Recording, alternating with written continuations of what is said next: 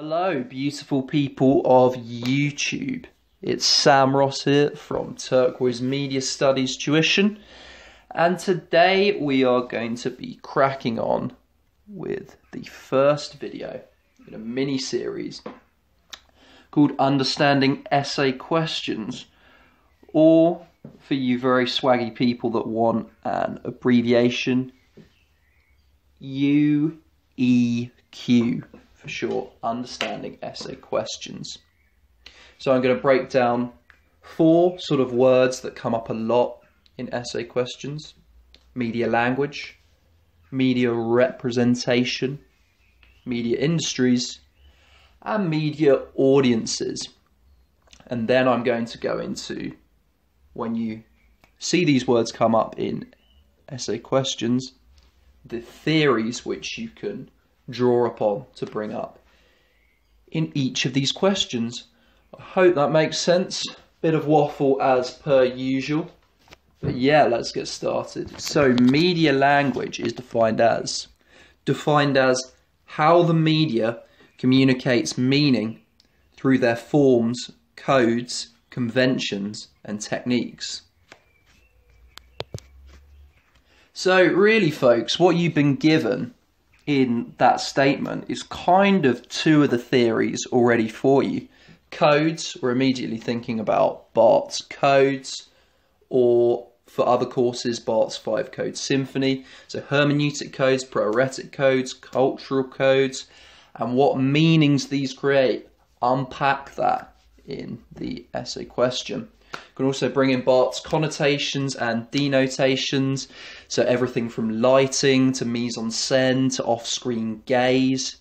You know, are characters positioned on the left of the screen, which is creating empathy? All these things, big neon flashing light should be coming on in your head. Bam, let's whip these theories out. Let's talk about them. Let's get discussing them, or writing them in your case.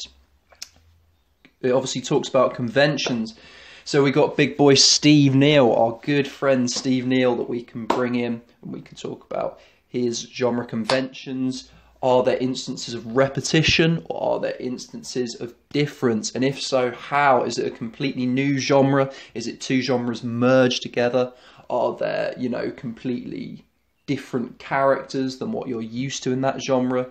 You know, is there a superhero with sunglasses? You know, it can be a small difference like that as opposed to a superhero in a cape. All those kind of things. We've got technical codes or composition effects, which we can whip out. You know, we've got some long shots, we've got some close-ups. We have got, what else have we got? We have got some cross-cutting, match cuts, POV shots. All of these come under that umbrella of media language, and we can bring that in. And the final thing that we can talk about with media language is binary oppositions. Boom, get them in there. What binary oppositions are there? Are there 2 different settings? Are there 2 completely different characters? All of this can be deconstructed in media language questions. So next time you get a question on media language, don't panic. Just think of those different things. Bart's codes, Steve Neal, technical codes, Bart's connotations and denotations, binary oppositions. And that should be enough for you to write a really good essay on media language. So now we're going to dive into our second sort of buzzword that I see coming up a lot in media essay questions, and that is representation. So what can we be bringing up for representation? We can be bringing up Van Zunen. We can be talking about, you know, are there representations of a woman in the domestic sphere? Is she objectified? We've got our good old friend Bell Hooks. Oh, Bell Hooks, it's good to see you.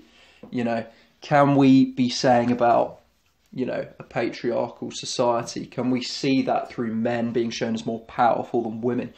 White people are being shown as more powerful than black and other ethnicities. Judith Butler, gender performativity, get some of that in there.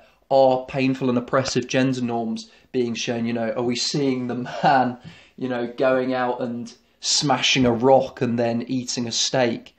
And are we seeing the woman, hoovering and tidying up the house? Our typical, ancient gender values being shown, or are we seeing progressive gender values, like in this life where the female characters are lawyers and they're out and they're go-getting and they're hustling and they're going bam, bam, bam, come on, let's go, go, go.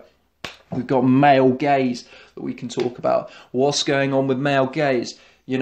Are there female characters who male audiences, can be eyeing up? Hello, beautiful people.